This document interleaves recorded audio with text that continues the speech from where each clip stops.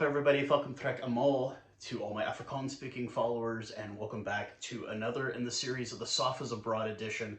This week we will take a trip to the Far East, the land of the rising sun, to talk about our South African players that are playing in Japan.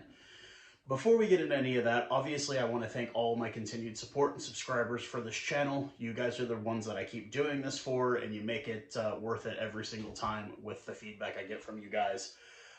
And another special announcement, I guess.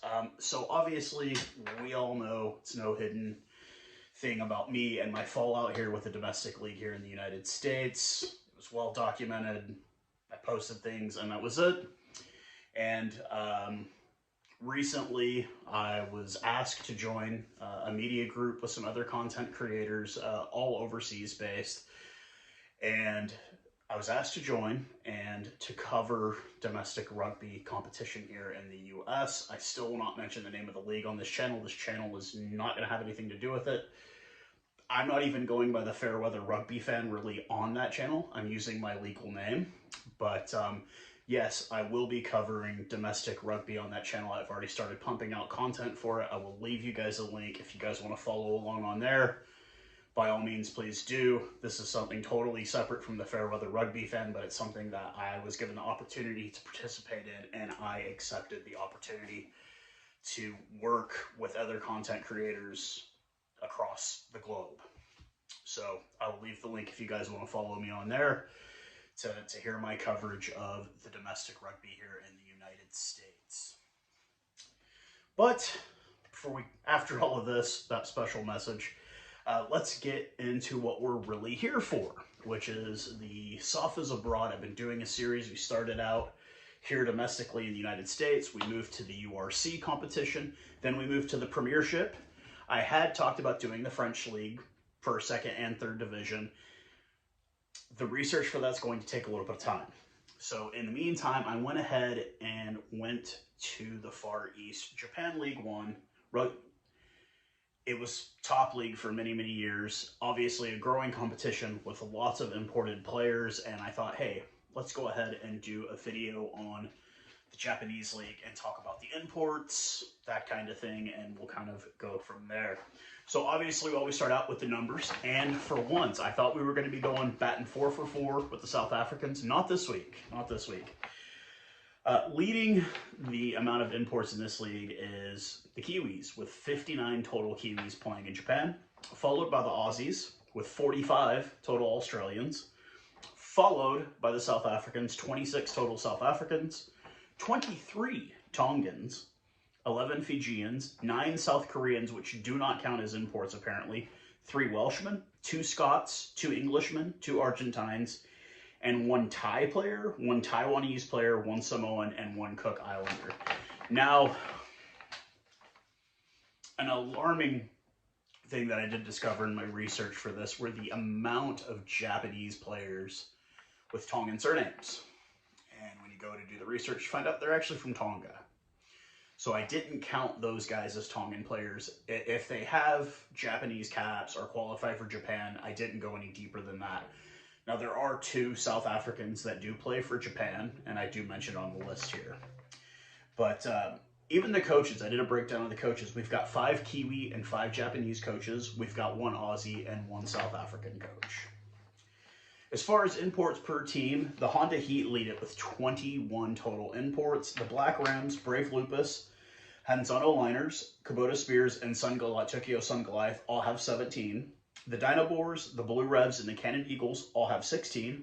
Toyota Verblitz has 15, and Kobelco Steel, Kobe Steel, and the Wild Knights have 13 apiece.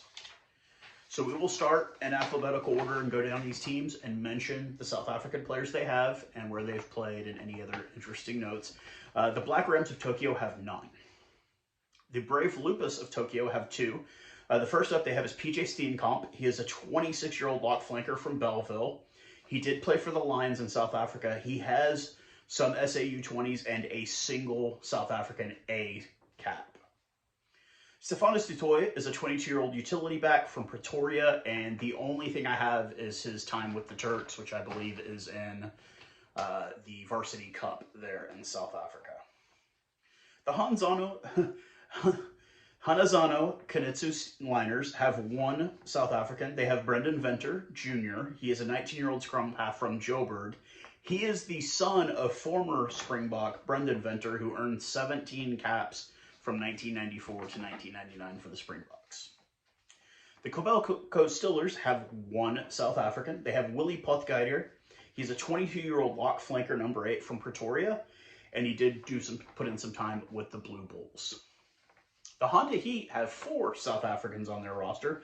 The first one is Matty Spasson. He is a 28-year-old prop from Western Cape, and he put in time with the Bulls. The second is a name we all know, Franco Mustard. He's a 33-year-old lock flanker from Velkom. He put in time with the Bulls, the Lions, the Rico Black Rams, and Gloucester, and is a 2019 and 2023 Rugby World Cup winner. Justin Downey is a 37-year-old flanker from Joburg. He has put in time with the Sharks, Griquas, and Cheetahs. David Kellerman is a 23-year-old center from Paarl. He is a Paarl Gymnasium alum, and he did do some time with the Bulls. The Mitsubishi Dynaboars have one single solitary South African. His name is Walt Steenkamp. He's a 28-year-old lock from Rustenburg, Northwest Province. He is a Northwest U alum. He played for the Leopards, Cheetahs, and Bulls. The Satama Wild Knights have 3 total South Africans. First up, a name that we all know very, very well, Lou de Hager. He's a 31-year-old lock from Alberton, which is just outside of Johannesburg. He is a Northwest U alum.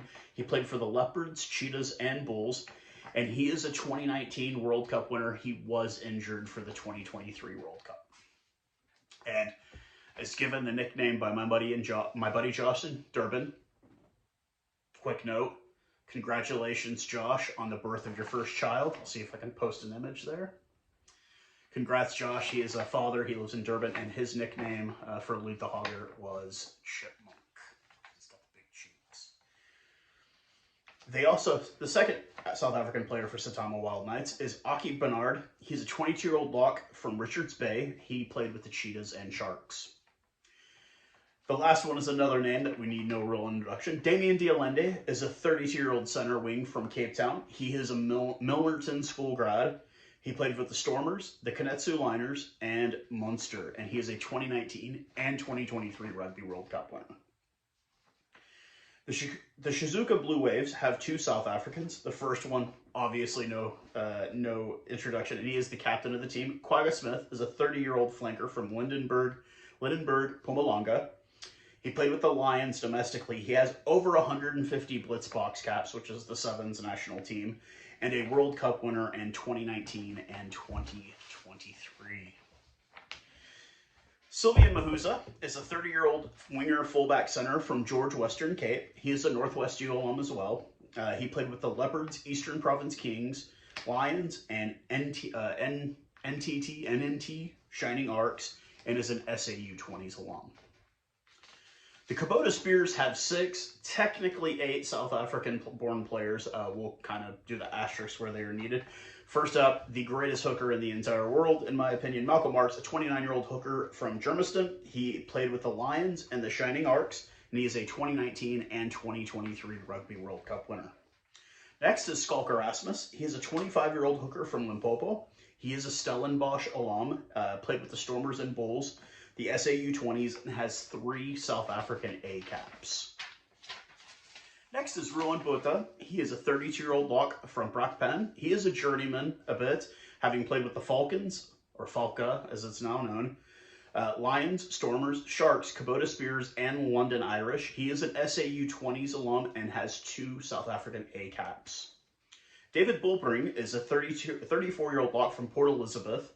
He is a bit of journeyman as well, having put in time with the Lions, Eastern Province and Southern Kings, Bulls, and Scarlets, and he is an SAU 20s alum. JD Schickerling is a 28-year-old lock from Calvinia, Northern Cape. He is a Paarl Gymnasium grad.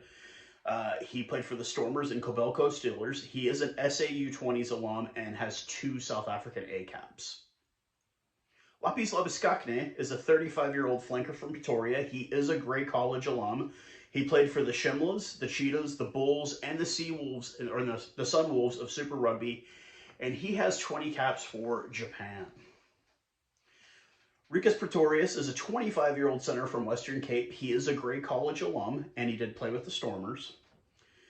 Gerhard van de Hever is a 34-year-old wing from Bloemfontein. He plays with the Bulls, Stormers, Munster Blue Revs, and Sunwolves in Super Rugby. He has SAU 20s cap, but he does represent Japan now. The Tokyo Sun Goliath have one South African. Another guy who needs no introduction, Cheslin Colby, is a 30-year-old wing fullback fly half from Kraaifontein, Western Cape. He played for the Stormers, Toulouse, and Toulon, and he has 30-plus caps with the Blitzboks and is a 2019 and 2023 World Cup winner. The Toyota Verblitz also have one South African player, Peter Steph the Toy, the tackling machine from the final World Player of the Year in 2019, is a 31-year-old lock flanker from Cape Town. He is a former Bowling Cavalier, played with the Sharks and Stormers. Like I said, World Player of the Year in 2019 and World Cup winner in 2019 and 2023. The Yokohama Cannon Eagles have 5 total South Africans. Starting it out is Cobus van Dijk. He is a 29-year-old lock flanker, number 8, from Bredasdorp, Western Cape. He is a Stellenbosch alum and played with the Stormers. Faf de Klerk is a 32-year-old scrum half, fly half from Nelspruit. He played with the Pumas, Lions, and Saddle Sharks, and is a 2019-2023 Rugby World Cup winner, and as of about a week ago, a new father. So congratulations to Faf de Klerk and his wife. I'm friends with them on Facebook. Super nice folks. Jesse Creel is a 30-year-old utility back from Cape Town. He is a Maritzburg grad. He played for the Bulls and Red Hurricanes. And he is a 2019-2023 Rugby World Cup winner and is the twin brother of Dan Krill, who currently plays for Seattle here in the United States. Rohan Jans van Rensburg is a 29-year-old center from Velkom. He's put in time with the Bulls, Lions, Sharks, and Saddle Sharks, and he has a single Springbok cap back in 2016. SP Morai is a 34-year-old fullback from Cape Town. He is a bit of a journeyman, he is a Paro Boys alum. Bowling Cavaliers, Eastern Province and Southern Kings, Sharks, Bulls, and Stormers. And that is it, folks. So not a great deal, obviously. But like I had said, doing in my research and finding out how many of these Japanese players were not actually born in Japan was quite a bit disturbing. There are a lot of Tongans playing for Japan. But it is a good league. We don't really have a great way of following it here in the U.S. because it's not really carried on any type of provider here. But occasionally they will show games on various apps here, and I always like to watch them. It's always entertaining because you get to see a lot of stars playing in a far away league. With that being said, was I a bit shocked that we were not the #1? No, because of proximity. You knew New Zealand and Australia were going to definitely have a lot more players playing there because it's much closer to those places than it is South Africa. Now, next week when we dive into France, which I've already begun doing, I don't know if we're going to lead that league, but it's going to be very close. There are a lot of Georgians playing in France. A lot of Georgians playing in France, once again, because of close proximity. But that's all I have to say for this video. I really do appreciate the continued support you guys do give to me on this channel, and I'm never going to stop doing this one. This is always going to be my baby, my Springbok channel, my URC channel, my international channel, but I just wanted to kind of branch out and do some other things, and I'm sure you guys understand. So that's it for this episode. I hope everyone is safe. I hope everyone has had a good weekend. I had entirely too many crawfish earlier, but they were great, and I've got no regrets. So until next time, tutsians and cheers, guys.